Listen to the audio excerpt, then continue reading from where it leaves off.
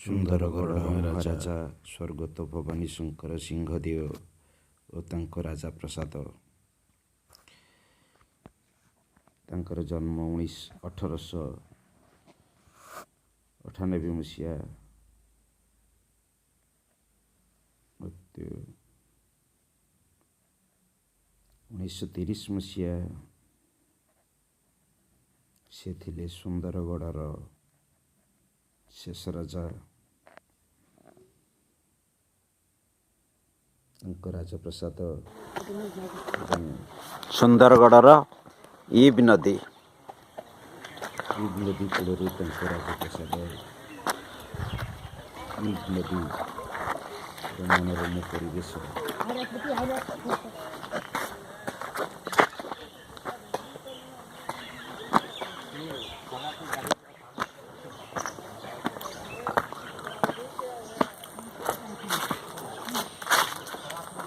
ସମଲେଶ୍ୱରୀ ମନ୍ଦିର ଇବ୍ ନଦୀ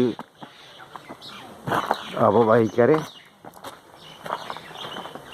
ରାଜା ନିର୍ମାଣ କରିଥିଲେ। ସମ୍ବଲପୁର ସମଲେଇ ମନ୍ଦିରର ପ୍ରତୀକ। ନଦୀ କୂଳରେ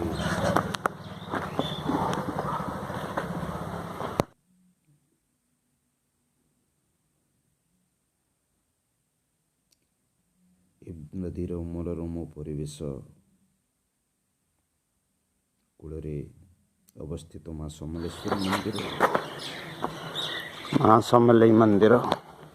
ରାଜାଙ୍କ ରାଜପ୍ରସାଦ ସାମ୍ନାରେ ଜଗନ୍ନାଥ ମନ୍ଦିର, ତାଙ୍କ ଦାନରେ ପରିଚାଳିତ ଏକ ସ୍କୁଲ।